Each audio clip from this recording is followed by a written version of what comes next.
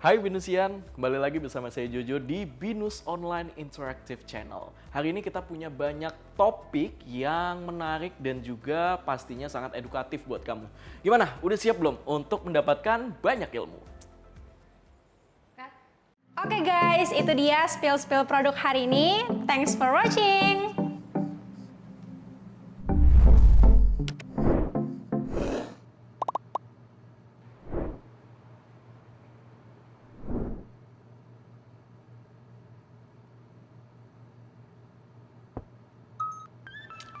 Halo guys, jadi aku mau jelasin ke kalian kalau aku itu kuliah di Binus Online. Kuliah di Binus Online itu benar-benar fleksibel banget. Aku bisa langsung menggeluti bidang yang aku suka, tapi nggak lupa juga sama kuliah. Kita bisa memilih mata kuliah sendiri melalui sistem modular. Lalu kualitas lulusannya juga nggak perlu diragukan lagi karena alumni-alumninya sudah tersebar di seluruh Indonesia dan bahkan sampai ke luar negeri juga. Oke, jadi Binus Online sudah mendapatkan 5 star dari QS World University Ratings dan sudah ada 5 jurusan. Yang pertama ada Business Management, Teknik Industri, Teknik Informatika, Sistem Informasi, dan kelima ada Akuntansi. Jadi, buat yang mau kayak aku, yuk daftar Binus Online sekarang.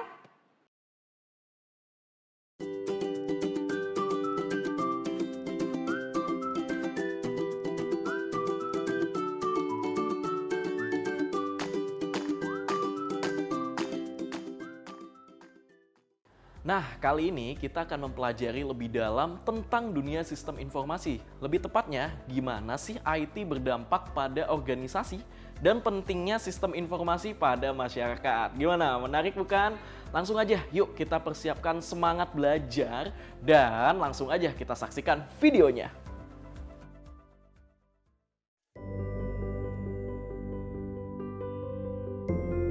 Hai rekan-rekan, berjumpa kembali dengan saya Rian. Pada kesempatan kali ini saya akan membahas mengenai mengapa belajar sistem informasi. Kenapa yo? Oke, sebelumnya saya sudah menjelaskan mengenai IS Overview ya. Pada kesempatan kali ini saya akan menjelaskan mengenai kenapa sih kita harus belajar sistem informasi. Oke, jadi kenapa tuh ya? Apa yang mau diomongin dari itu gitu loh. Oke, well, Anda generasi Z bukan? Atau mungkin Alpha? Apa Anda generasi yang paling terkoneksi dengan sejarah? Anda tumbuh dalam dunia online. Teman-teman secara harfiah ya tidak pernah kehilangan kontak, ya kan? Anda menggunakan teknologi informasi, khususnya gadget-gadget canggih dan dibombardir ya oleh informasi-informasi apapun lebih dari generasi sebelumnya. Ya kan? Yalah ya. Pada dasarnya Anda itu mempraktekkan komputasi berkelanjutan, dikelilingi oleh jaringan informasi yang dapat dipindahkan. Ya, jaringan ini diciptakan oleh kerjasama yang konstan antara perangkat digital yang Anda bawa, misalnya laptop, media player, dan smartphone. Ya, jaringan kabel dan nirkabel yang Anda akses saat Anda bergerak, ya kan, dan juga alat berbasis web untuk menemukan informasi dan berkomunikasi serta berkolaborasi dengan orang lain. Oke, jaringan Anda memungkinkan Anda menarik informasi tentang hampir semua hal dari mana aja, kapan aja, dan mendorong ide Anda dari dan ke web, dari manapun Anda berada, ya kan, melalui perangkat seluler. Pikirkan ya, semua yang Anda lakukan secara online, ya kan, seringkali dengan handphone atau mobile Anda, ya, seperti ini, menjual barang, mencari barang, melamar orang, melamar pekerjaan, membuat reservasi perjalanan Anda, ya kan, ada ya bisa dengan hotel, maskapai, penerbangan, mobil sewaan, ya. Lalu mendaftar kelas, ya, mengambil kelas di berbanyak kampus ya, kita bisa mengambil kelas melalui ini, ya. Mengakses silabus kelas seperti Binus Maya, mengakses informasi, kuliah, buat makalah, bikin skripsi, dan presentasi kelas penelitian, melakukan kegiatan perbankan, bayar tagihan, melakukan penelitian, berbelanja, membeli produk dari marketplace dan perusahaan atau orang lain. Apalagi kira-kira, rekan-rekan? Membuat blog Anda sendiri, ya kan? Dan posting podcast dan videocast Anda sendiri. Posting foto, video, ya storytelling ya kan? Di Instagram, TikTok, Facebook. Membuat dan mengunggah video ke YouTube. Nah, yang mau jadi YouTuber ya kan? Mengambil, mengedit, mencetak foto digital Anda sendiri, mendengarkan musik custom Anda sendiri, terus mengirim pesan dan nge-tweet gitu ya ke teman dan keluarga Anda sepanjang hari setiap saat, dan banyak lagi kegiatannya. Nah, kalau sudah gitu pastinya kita udah hatam dong ya dengan sistem informasi. Ya mungkin gitu sih pertanyaan di benak Anda. Well, teman-teman, gantian ya saya balik bertanya ya. Apakah itu sudah cukup? Ya, Anda dapat dengan nyaman menggunakan komputer atau device ya, atau gadget lain untuk melakukan semua aktivitas harian Anda. Apalagi itu kan sudah dilakukan bertahun-tahun ya kan? Jadi pede-pede aja sih kalau Anda, saya gitu ya, dapat mengelola informasi. Atau ada aplikasi IT ya mungkin buat kita sendiri atau mungkin di departemen IT kita. Tapi Anda tetap harus belajar tentang sistem informasi dan teknologi informasi. Nah, pertanyaannya adalah kenapa sih harus menjadi pengguna informasi?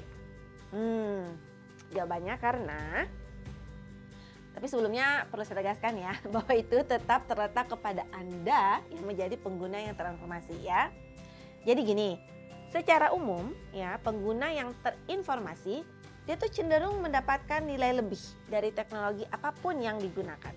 Anda akan menikmati banyak manfaat dari menjadi pengguna teknologi informasi yang terinformasi. Pertama, nih ya, Anda akan mendapatkan manfaat lebih banyak dari aplikasi teknologi informasi organisasi Anda.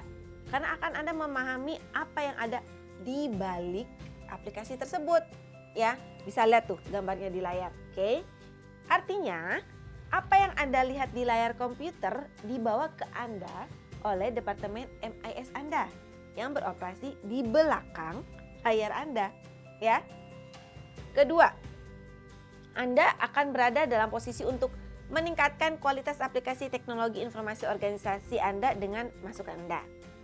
Ketiga, bahkan nih sebagai lulusan baru misalnya dari BINUS ya, Information System ya, Anda akan segera dapat merekomendasikan dan mungkin membantu memilih aplikasi IT yang akan digunakan organisasi Anda. Oke, keempat, menjadi pengguna yang terinformasi akan membuat Anda mengikuti teknologi informasi baru dan perkembangan pesat dalam teknologi yang Anda. Tetap di atas segalanya akan membantu Anda mengantisipasi dampak teknologi baru dan lebih baik ya yang akan ada di organisasi Anda dan untuk membuat rekomendasi tentang adopsi dan penggunaan teknologi ini. Terus yang kelima ya, belum selesai. Anda akan memahami bagaimana pengguna IT itu dapat meningkatkan kinerja dan kerja tim organisasi serta produktivitas Anda sendiri. Dan pada akhirnya, oke, jika Anda memiliki ide untuk menjadi seorang pengusaha atau pebisnis, oh iya ya, kepikiran juga ya gue mau jadi pebisnis, gini deh ya. Maka menjadi pengguna informasi itu akan membantu Anda menggunakan IT ketika Anda memulai bisnis Anda sendiri. Ya, kepikirannya tiba-tiba, ya gue mau bangun startup. Oke, that's it. Ya, langsung nih mulai senyum-senyum sendiri ya kan. So, excited kan belajar sistem informasi? Apalagi kalau memang udah cita-cita itu mau kerja di dunia IT atau mau punya usaha atau bisnis sendiri di seputaran IT. Karena ya ujung-ujungnya ya sistem informasi, ya kan? Sip. Segitu dulu pembelajaran kita ya rekan-rekan tentang kenapa kita harus belajar sistem informasi. Itu udah sebuah terjawab ya. Artinya saya close materi ini karena kita harus move on ya. Dan video selanjutnya itu lebih menarik. Oke, terima kasih.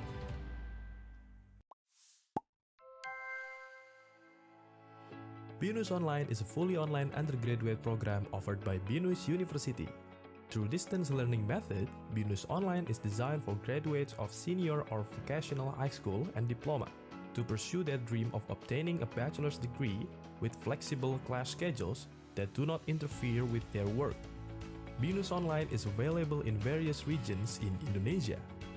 You can access learning resources such as digital library, multimedia-equipped classrooms by visiting BINUS University Learning Centers located throughout Indonesia. BINUS Online adopts learning management systems technology, which we call BINUS Maya, to support the learning process. BINUS Maya facilitates lecturers and students in accessing a variety of high-quality learning content, as well as all learning information such as class schedules, course materials, discussion forums, and practice questions. In addition to learning technology, BINUS Online provides various learning materials such as lecture notes, presentation slides, videos, ebooks, and augmented reality. Lecturers and students can also obtain a variety of enrichment materials through the library websites such as ebooks, scientific articles, multimedia, and final projects. Learning is conducted using asynchronous and synchronous method. Asynchronously, learning between lecturers and students is conducted through discussion forums. Synchronously, learning is conducted through video conferencing. Lecturers will deliver the material interactively by utilizing the latest technology. The readiness of this online learning implementation received a 5-star award from Kiastar for the online learning category. Instructors at BINUS Online are not only academics, but also practitioners with experience in their fields, so that students can gain knowledge of their theory and practice in the industry. During the lecture, students also gain additional knowledge through industrial sharing and international experience sessions directly delivered by various practitioners and academics from both within and outside the country. BINUS Online is committed to providing access and opportunities for students to improve their skills and knowledge relevant to the industry needs. Through the BINUS Career and BINUS Online Graduate Attribute programs, BINUS Online has collaborated with many partners to provide a wider job market for students. BINUS Online not only offers quality higher education, but also opportunities for your career advancement.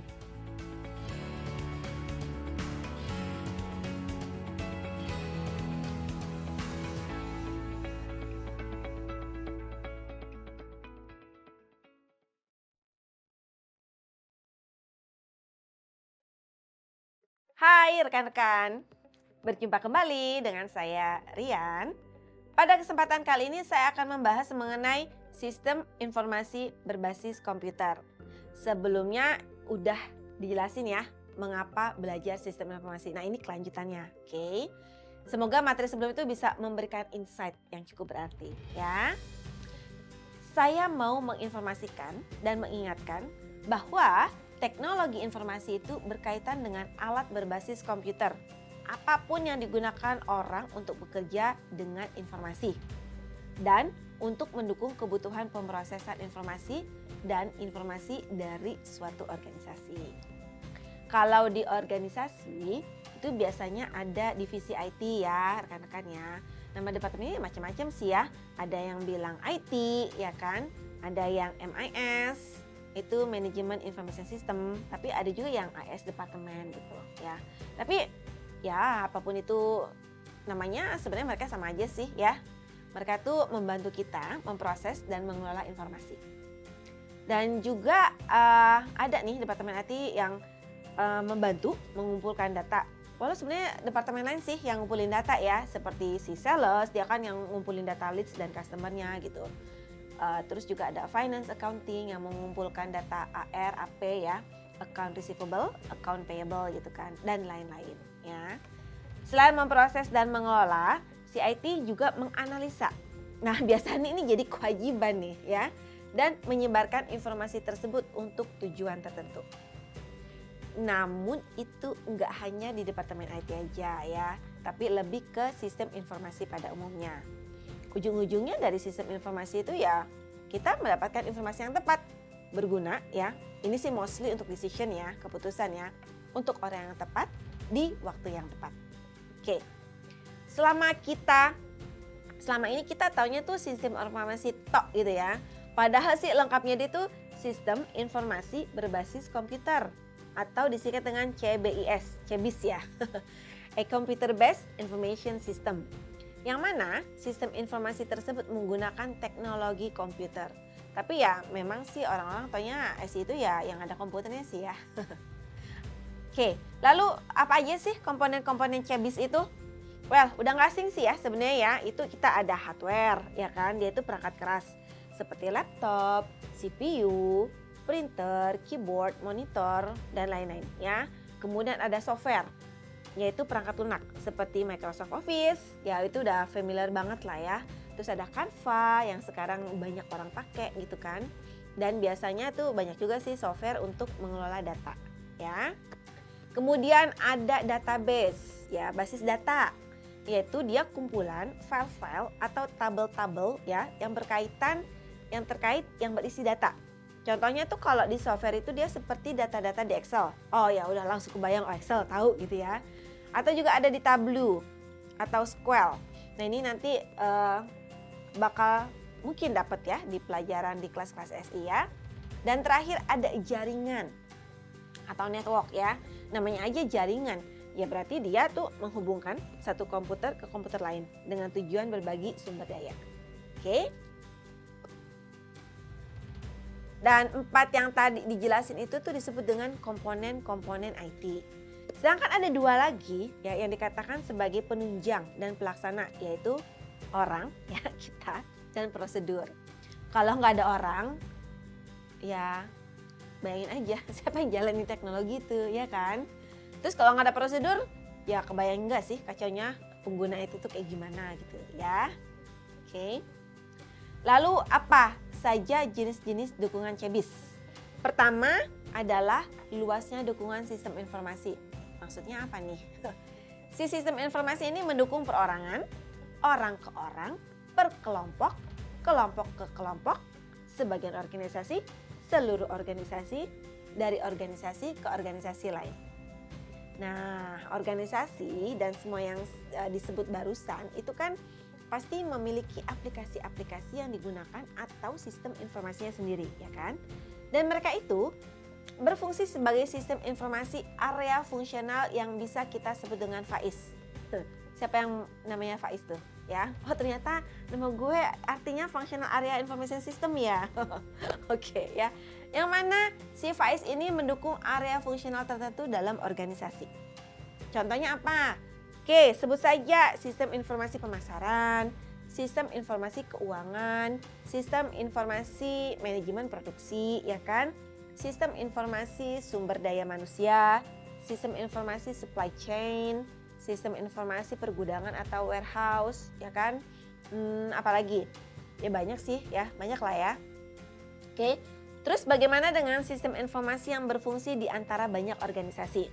Oke, silakan boleh dilihat gambar berikut yang diambil dari buku referensi yang saya udah sebut di awal video ya.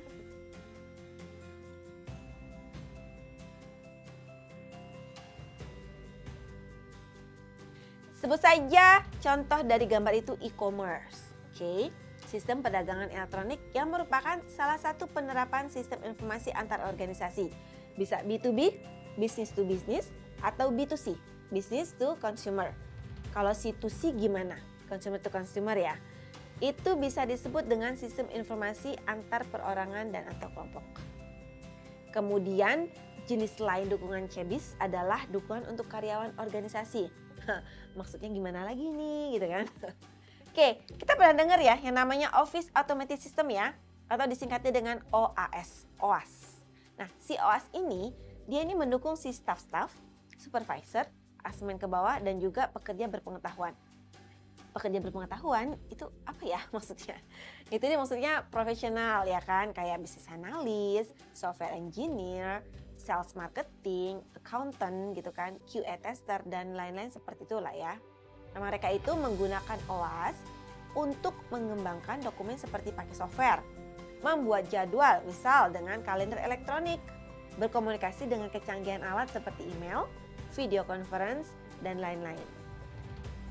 Nah, si sistem informasi area fungsional meringkas data dan menyiapkan laporan untuk lini ke atas maupun ke bawah. Oke, jadi tergambar sudah ya dukungan CBIS ini untuk karyawan organisasi.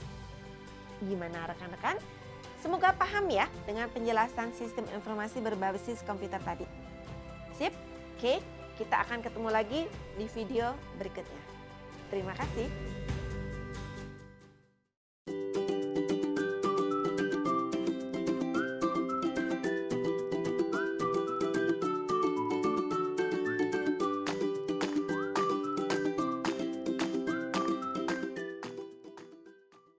Wah, gimana? Semakin tercerahkan ya? Apalagi setelah melihat video dari sistem informasi, lebih tepatnya mengenai bagaimana IT berdampak pada organisasi dan pentingnya sistem informasi dalam masyarakat.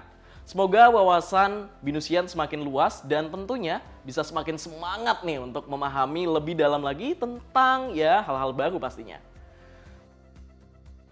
Selain video tersebut, Bionic pasti selalu memberi update seputar Binus Online. Yuk kita saksikan dulu video update kali ini.